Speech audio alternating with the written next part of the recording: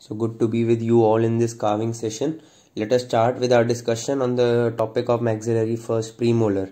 Here you can see a live specimen of maxillary first premolar. Notice the curvatures, notice the number of roots, how the buccal cusp is tipped, that it is in line with the root trunk, it is within the contains of the root trunk, and the occlusal surface too, which is forming a hexagon. You can also refer this particular clipping in the video whenever you want. So starting with this, we'll first grossly remove the excess amount of wax on the mesial and the distal aspect of the crown. Here we are using a larger wax block, so we are making use of a cutter. You have to use a carver, and never ever forget to refer to wheelers. Our carving videos are of no worth until and unless you also refer to wheelers. So here we are also creating the mesiobuccal and the distobuccal, or you can also say the mesiolingual or the distolingual aspects.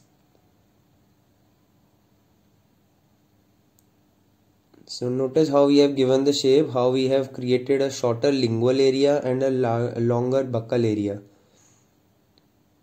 Post that, we are tipping the surfaces, that is, we are tipping the buccal surface and the lingual surface as well, so that we create the buccal and the lingual crest of curvature.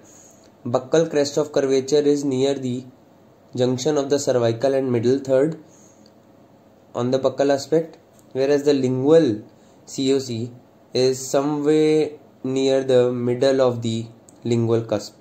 Now we are rounding off the sharp line angles, and at the very same time we are also creating the buccal ridge which we created in canine as well. So the buccal aspect of maxillary first premolar looks somewhat similar to the canine, maxillary canine.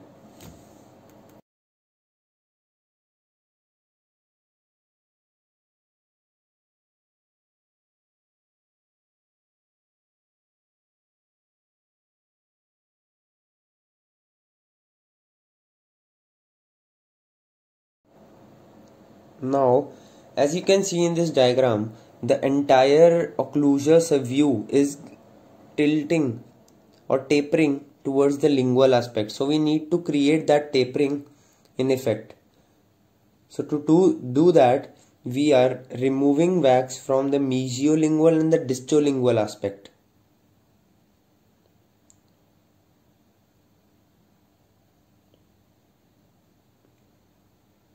And tapering the entire crown to lingually.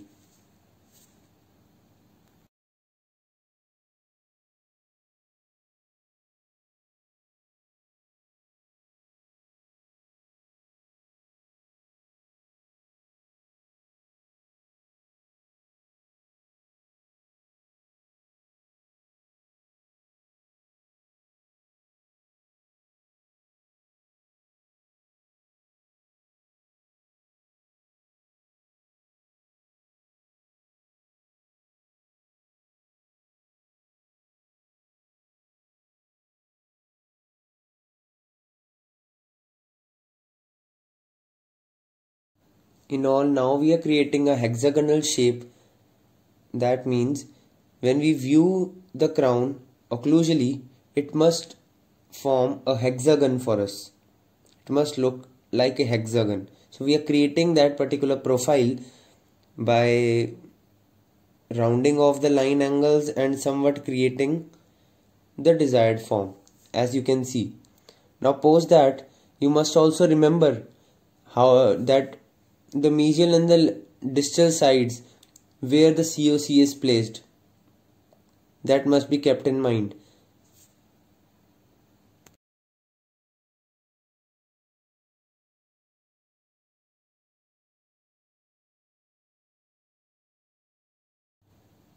As you can notice, see, the mesial COC is somewhat placed just a bit occlusal to the middle of the middle third. So the mesial COC is just a bit occlusal to the middle of the middle third, whereas the distal COC is somewhat placed more occlusally. That is more occlusally than the mesial COC. Also, the distal aspect looks more rounded than the distal aspect. Suppose that now we are creating the occlusal view, and in creating the occlusal view, the most challenging thing is creating the cusps. So kindly notice how sir is moving the carver to produce the slopes of the curve. So now sir is creating the lingual cusps.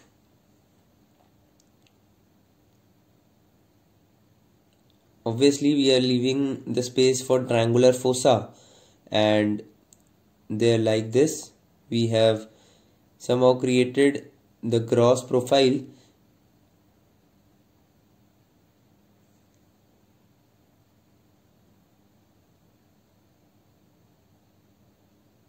Now we need to finish off the cusps so as to give them a more uniform view.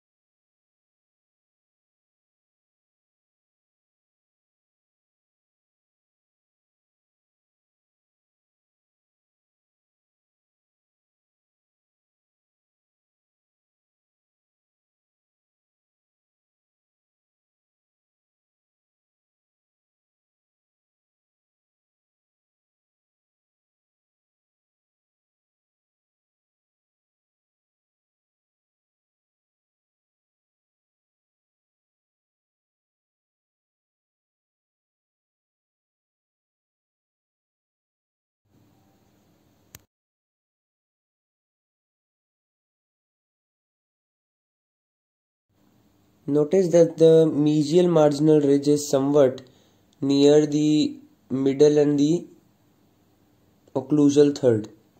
So keep that in mind. Now we are creating the root, and as we say in all the videos that you need to first create a pole like appearance. You need to first create a pole which is in line with the contours of the crown. So if we have removed excess wax, sir has removed excess amount of wax, and now what he is doing is that he is contouring the wax below the crown in line with the contours of the crown.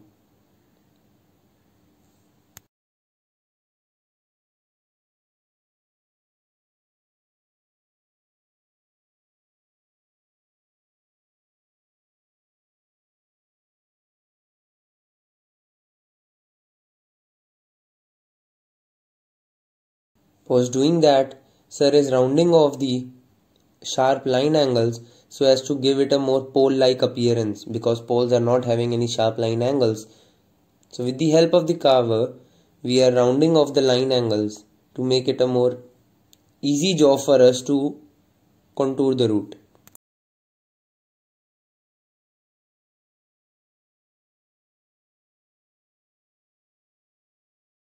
See, the maxillary first premolar is having two roots, the buccal and the lingual root.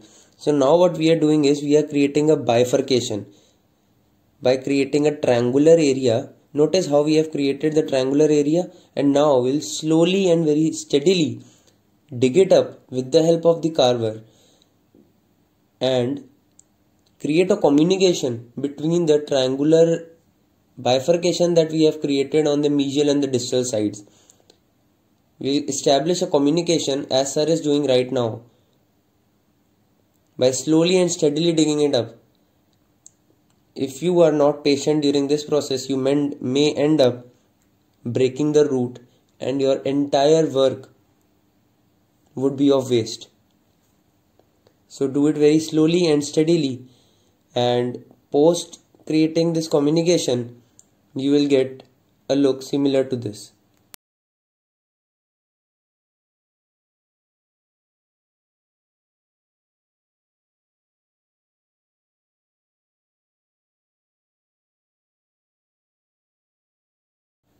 Also, you need to create a very fine finishing of this bifurcation. This bifurcation should not look a circular channel like thing. Rather, it should have a very clearly demarcated triangular cavity within it. So for that, we are creating this kind of finishing, as you can appreciate.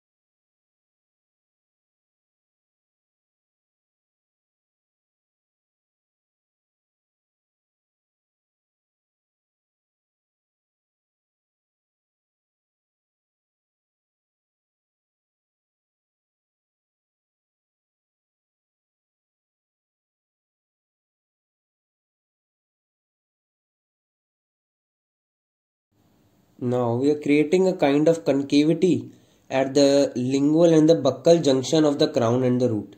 By creating this concavity, we will give it a more natural appeal, and also at the very same time we are tapering the apical portion of the root in the midline, converging it towards the midline,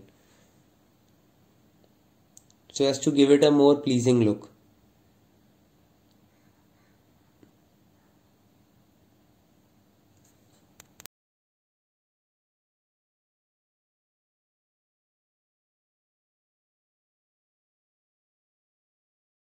Notice how we are creating the certain kind of root depressions as we have created on this particular surface, as you can very clearly appreciate.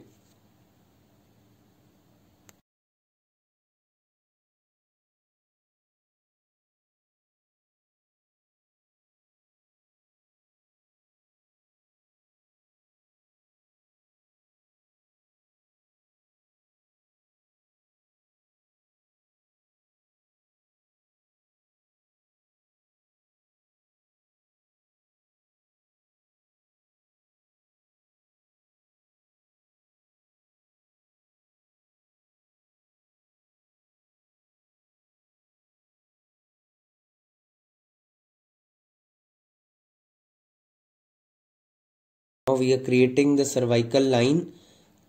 Notice how we are creating it. You can refer to your Wheelers, where the exact dimensions of the curvature of the cervical line on each and every aspect of the tooth have been given in the table. Kindly refer to them, and also you can see how we are removing some kind of wax, some thickness of wax below the cervical line, so as to give crown a more accentuated look in comparison to the root.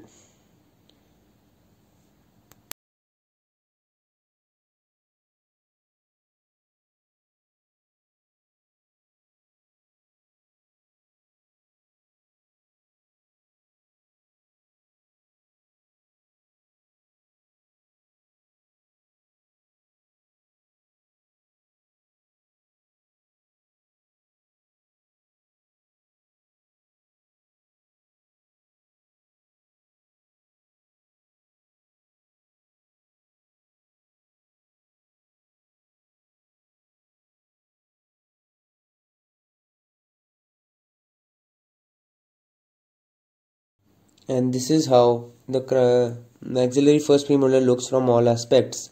You can refer to the developmental grooves, how they have been created, and the COCs. See, there is a very important factor, the mesial developmental groove, which you need to create on the mesial aspect as has been created here.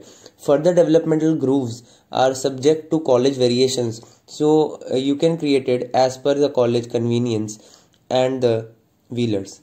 Thank you.